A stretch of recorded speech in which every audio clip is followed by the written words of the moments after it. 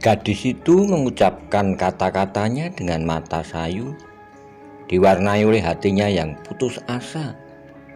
Ia merasa tidak berhak lagi berkumpul dengan orang-orang serombongannya, sebab ia telah merasa berbuat kesalahan yang tak termaafkan. Maeso Jenar dan beberapa orang nampak mengerutkan keningnya. Memang dalam keadaan terjepit, ada di antara mereka yang sampai hati mengumpati gadis itu, tetapi dalam keadaan yang demikian timbul pula lah perasaan iba terhadapnya. Gadis itu menundukkan kepalanya semakin dalam. Matanya yang bulat nampak mengambang air mata yang ditahan sekuat-kuatnya. "Tak ada jalan buat kembali," ujarnya lirik. Dalam kata-kata itu ternyata bahwa ada sesuatu rahasia yang menyelubungi diri gadis itu. Tiba-tiba Maeso Jenar ingin mengetahui lebih banyak lagi tentang diri gadis itu yang sampai saat ini masih belum dikenal namanya. "Siapakah sebenarnya kau ini?" tanya Maeso Jenar kemudian. "Serta apakah hubunganmu dengan Ki Ageng Pandanalas?" Gadis itu mengangkat mukanya sedikit, jawabnya, "Tuan, sebenarnya aku sama sekali tidak mengenal siapakah Ki Ageng Pandanalas itu. Kalau aku memiliki keris yang Tuan hubungkan dengan nama Pandanalas adalah di luar pengetahuanku. Aku menerima keris itu dari almarhum ibuku, sedangkan ibu menerimanya dari kakek, seorang petani miskin yang sedang merantau mencari daerah baru. Dan sekarang menurut almarhum ibuku, kakek itu tinggal di daerah Piridan dan sama sekali tak bernama Pandanalas, tetapi bernama Ki Sentanu. Jangan aku sendiri dinamai oleh ayahku, Roro Wilis." Maeso Jenar mendengarkan jawaban gadis yang bernama Roro Wilis itu dengan seksama. Pengakuannya bahwa ia sama sekali tak mengenal Ki Ageng Pandanalas semakin menarik perhatian Maeso Jenar. Mendadak berkilatlah dalam hatinya suatu keinginan untuk mengetahui rahasia yang menyelubungi gadis itu, sehingga berkatalah Maeso Jenar, "Bapak-bapak, para pengawal serta saudara-saudara perjalanan, barangkali aku mempunyai suatu cara yang dapat memenuhi kehendak kalian. Sebaiknya kalian kembali dengan para pengawal, mungkin tak akan banyak menemui halangan. Sedangkan gadis ini yang berkeras hendak melanjutkan perjalanan dan menemui kakeknya, biarlah aku antarkan saja. Sebab perjalanan ke Piridan bukanlah suatu pekerjaan yang ringan." Mendengar kata-kata Maeso Jenar itu, melonjaklah kegirangan di hati Roro Wilis. Tiba-tiba matanya yang berkaca-kaca itu jadi berkilat-kilat. Tetapi sebentar kemudian kembali perasaan kegadisannya menguasai dirinya, sehingga wajahnya jadi kemerah-merahan serta kembali ia menundukkan mukanya. Maeso Jenar pun menangkap perubahan wajah Roro Wilis dan tidak disadarinya hatinya pun berguncang.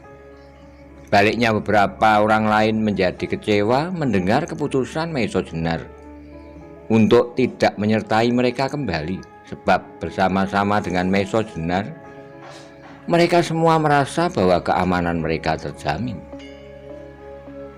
Sementara itu kembali Maeso Jenar berunding dengan para pengawal serta memberi petunjuk mengenai beberapa kemungkinan, sehingga akhirnya terdapat suatu keputusan bahwa mereka semuanya akan kembali dengan para pengawal, sedangkan Maeso Jenar sendiri akan mengantar Roro Wilis sampai ke Piridan. Demikianlah pada malam itu hampir tak seorang pun dapat tidur, kecuali beberapa orang karena lelah lahir dan batin. Seakan-akan terlena sambil bersandar di pokok pepohonan. Berbeda dengan siang tadi, di mana hari seakan-akan berlari demikian cepatnya.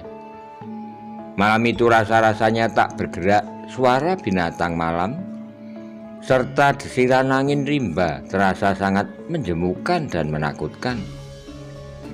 Mereka semua berharap agar malam lekas berakhir, sehingga cepat-cepat mereka dapat pergi meninggalkan tempat yang mengerikan itu. Baru setelah mereka mengalami kejemuan yang luar biasa, terdengar ayam rimba berkokok bersaut-sautan. Dari celah-celah kelebatan dedaunan hutan nampaklah membayang warna merah di langit. Segera orang-orang itu semua mengatur barang-barangnya dan menyiapkan diri untuk menempuh perjalanan yang berlawanan dengan yang ditempuhnya kemarin. Kecuali Roro Wilis yang setelah menerima kembali kerisnya akan melanjutkan perjalanannya ke Piridan diantar oleh Maiso Jenar sendiri. Maka setelah semuanya bersiap, serta setelah para pengawal dan mereka yang mengadakan perjalanan sekali lagi mengucapkan terima kasih kepada Maiso Jenar, mulailah mereka berangkat kembali. Di depan sendiri berjalan pengawal tua itu dengan senjata di tangan. Baru setelah rombongan itu lenyap di balik pepohonan, Roro Wilis beserta Maiso Jenar pun berangkat melanjutkan perjalanan ke barat, ke daerah Piridan.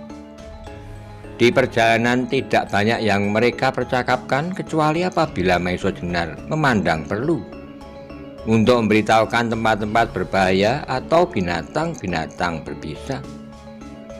Tetapi perjalanan Maiso Jenar sekarang bertambah laju, karena tidak harus bersama-sama dengan rombongan yang besar. Sekali dua kali Maiso Jenar pun harus berlaku seperti pemimpin rombongan pengawal, menuntun bahkan menggendong Roro Wilis apabila jalan sangat sulit.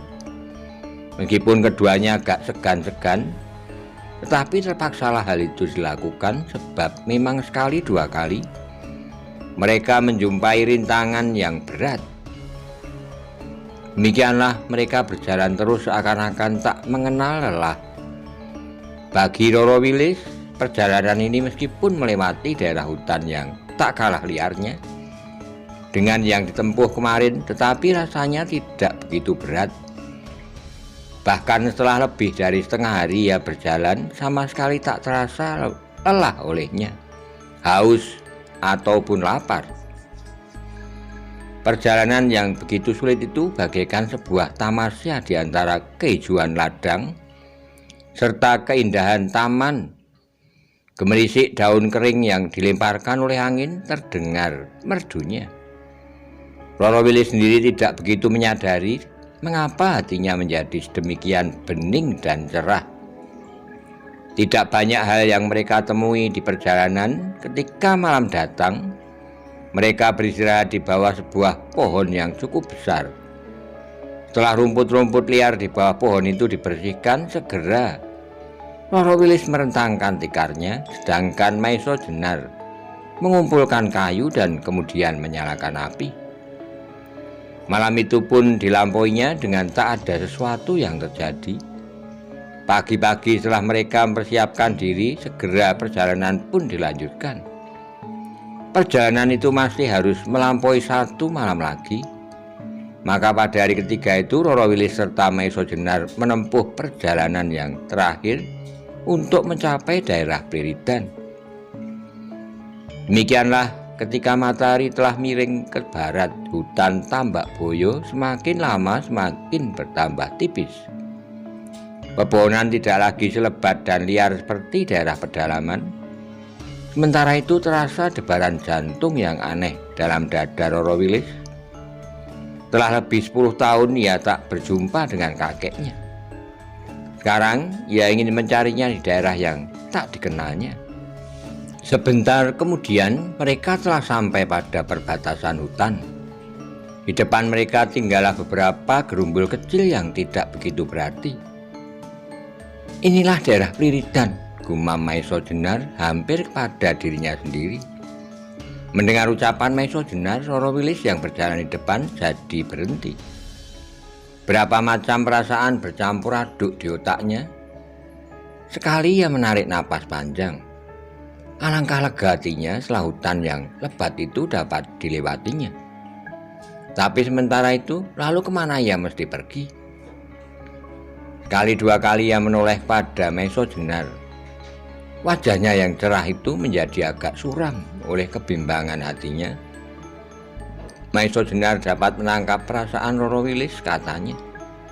Roro Wilis, dapatkah kau menunjukkan di daerah manakah kira-kira kakekmu tinggal? Roro Wilis menggelengkan kepalanya. Memang ia sama sekali tak mengerti arah tempat tinggal kakeknya. Ia hanya mendengar bahwa kakek itu tinggal di daerah Piridan.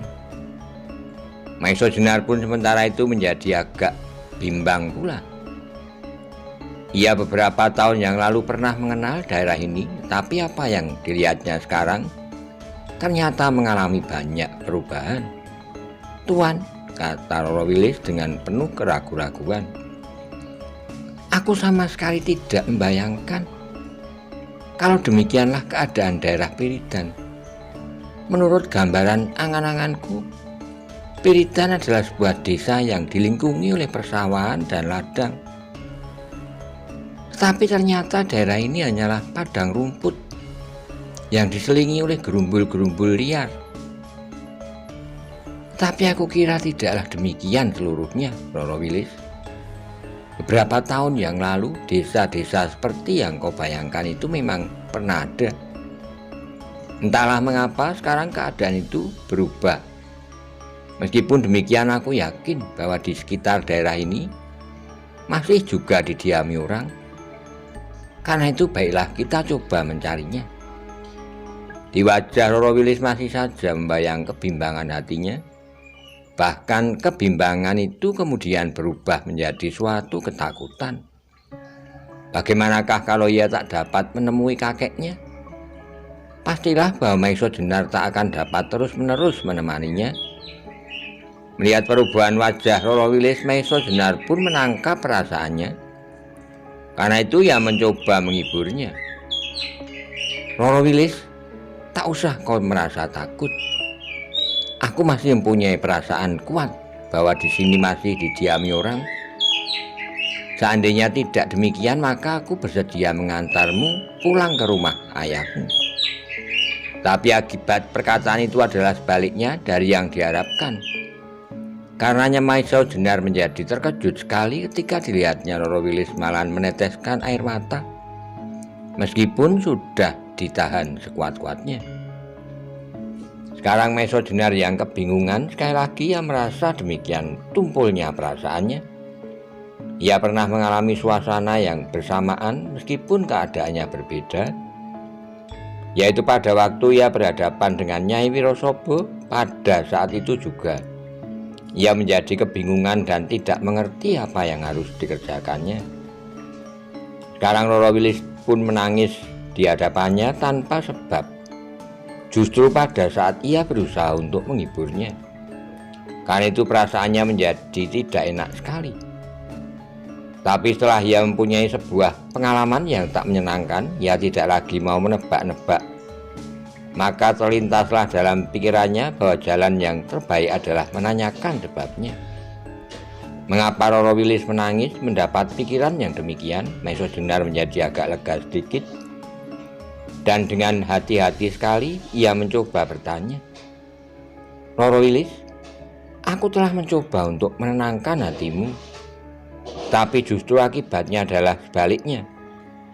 Karena itu, dapatkah aku menanyakan apa sebabnya kau menangis? Roro Wilis tidak segera menjawab. Ia melangkah beberapa kali ke samping dan kemudian menjatuhkan dirinya duduk di rumputan liar. Dari matanya masih saja terurai tetesan-tetesan air mata. Baru setelah berapa saat ia menjawab dengan kata-kata yang tersekat-sekat, Tuan, aku merasa bersyukur bahwa aku dapat berjumpa dengan seorang yang demikian baik hati seperti Tuan. Karena itu tak adalah jalan bagiku untuk menyatakan terima kasihku yang tak terhingga. Tetapi sangatlah menyesal Tuan, bahwa kalau aku tak dapat menemukan kakekku, Aku tak kembali kepada ayahku, meskipun ayahku dahulu tergolong orang yang berada. Tetapi tak adalah tempat bagiku di sana. Maeso Jenar menjadi semakin menebak-nebak tentang keadaan gadis aneh itu. Rupa-rupanya banyak rahasia yang menyelubungi dirinya sehingga ia terpaksa menempuh perjalanan yang sedemikian berbahaya. Roro Wilis, tanyanya kemudian, aku bukanlah ingin terlalu banyak mengetahui tentang dirimu, tapi bagiku kau adalah seorang gadis yang diselubungi oleh kabut rahasia yang kelam. Mungkin Tuan benar, jawab Roro Wilis. Tetapi buat Tuan tidaklah pantas kalau aku menyembunyikan sesuatu rahasia. Matanya yang bulat tetapi sayu itu mandang Maeso Jenar seperti mata kanak-kanak yang muntah perlindungan. Maeso Jenar menjadi semakin tidak mengerti apa yang harus dilakukan. Di luar kesadarannya, ia pun ikut serta duduk di atas rumput-rumput liar. Tuan, Roro Wilis mulai dengan ceritanya. Ayahku adalah seorang yang banyak mempunyai pengaruh di daerah pegunungan Gunung Kidul. Meskipun daerah itu tandus dan kering, tapi ayahku mempunyai peternakan yang cukup, sehingga dapatlah ia digolongkan orang berada. Tapi ibuku adalah keturunan orang yang miskin. Kakekku semasa masih tinggal di pegunungan Kidul tidak lebih dari seorang buruh yang bekerja dengan upah yang sangat kecil. Meskipun demikian, kakek termasuk orang yang tidak mau menjadi beban orang lain. 10 tahun yang lalu kakek yang merasa kehidupannya semakin hari semakin sulit terpaksa pergi meninggalkan kampung halaman. Memang sebelum itu pun kakek adalah seorang perantau. Mungkin ini disebabkan oleh kehidupannya yang sulit. Sehingga pada saat-saat tertentu, yaitu pada saat paceklik, kakek pergi meninggalkan kampung untuk beberapa bulan. Tapi sejak 10 tahun yang lalu, kakek tidak kembali pulang. Meskipun pada masa kanak-kanakku, apabila kakek berada di rumah, aku selalu digendongnya. Kemana ia pergi? Kepergiannya tidak terlalu lama mempengaruhi perasaanku, sebab ayah dan ibuku selalu manjakan aku. Tetapi akhir-akhir ini terjadilah peristiwa-peristiwa yang merusak kehidupan damai itu. Beberapa tahun yang lalu di kampung halamanku datanglah seorang perempuan dari Bagelen. Kelakuannya tidaklah seperti lazimnya perempuan-perempuan di daerah kami.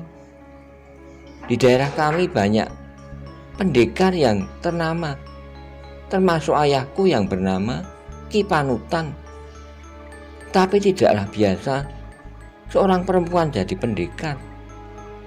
Berbedanya dengan perempuan pendatang itu, ternyata ia adalah seorang pendekar perempuan yang tidak diduga-duga. Ia pun telah dapat mengalahkan beberapa pendekar ternama di daerah kami. Roro Wilis berhenti sejenak. Alisnya nampak berkerut. Ia mencoba mengingat kembali peristiwa-peristiwa yang pernah berlaku.